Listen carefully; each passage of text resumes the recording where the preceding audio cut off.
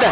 محمد بركات بيجيب. بركات نسخة الإسماعيلي كان لاعب استثنائي، لاعب كبير. تعال أفرجك على بركات في الإسماعيلي كان بيعمل إيه. كان بيعمل حاجات مجنونة جدا. يلا بينا. وأول هدف لكوتا معانا أيام الإسماعيلي، هدف ما بيجيش، هدف ما بيتحسبش، هدف من تسديدة جوه منطقة الجزاء من ضربة حرة مباشرة. قدر بركات يحطها زاحفة أرضية عشان تخرم حارس المرمى وتعدي من بين رجليه وتعدي الخط ويتحسب هدف جميل لبركات بعد ما المدافع جابها من جوه، بس كانت خلاص عدت.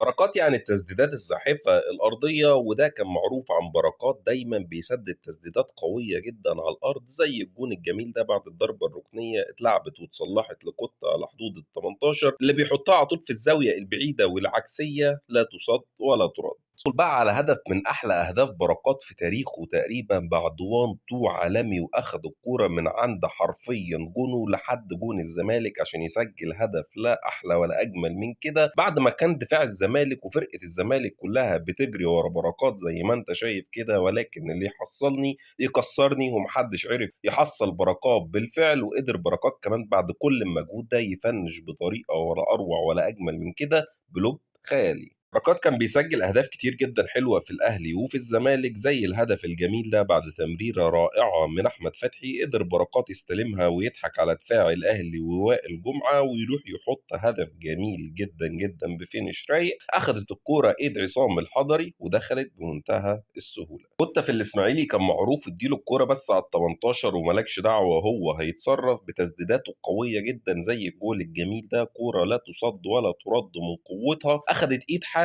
المرمى ودخلت، اللي ما عرفش يعمل معاها حاجة وما عرفش يسيطر عليها محمد بركات. تسديداته لا تصد ولا ترد. جبت له الكورة على حدود ال 18، يبقى أنت اللي جنيت على نفسك. تعال اتفرج على الهدف الجميل ده في مرمى النادي الأهلي. كورة اتثابت لبركات على حدود ال 18 ومحدش ضاغط عليه. بركات يسكت؟ والله أبدا، يحط تسديدة قوية جدا متقنة جدا فيها كل حاجة حلوة حرفيا بوش رجله في الأرض. لو مين واقف، لو بوفون واقف مش هيعرف يصد الكورة دي. أنا ده بالنسبة لي يصنف من أجمل أهداف بركات في تاريخه كله، بعد 1 2 خيالي مع أوتاكا، وقدر على طول يلمس الكورة التانية بوش رجله من لمسة واحدة من مرة واحدة. عصام الحضري قاعد بيتفرج ويشاهد الجون زيه وزينا بالظبط. هدف من أجمل أهداف بركات. بركات نسخة الإسماعيلي كان اون فاير حرفيا. بركات نسخة الإسماعيلي ما كانش حد بيقدر يوقفه في الدوري المصري كله، لا أهلي ولا زمالك ولا غيره. تعالى بس انت رايح فين؟ تعالى شوف التسديدات والحلويات بتاعة كوتا. بيحط أرضي وكمان بيحط حيث يسكن الشيطان فوق في السوكة، لا تصد ولا ترد، وبرضه الحارس واقف بيشاهد الكورة زيه زينا بالظبط. ده بركات أبو وش رجل حرير، رغم إن بركات رفيع كده بس نينجا زي الشحات، بيقدر يسدد تسديدات صاروخية خيالية لا تصد ولا ترد.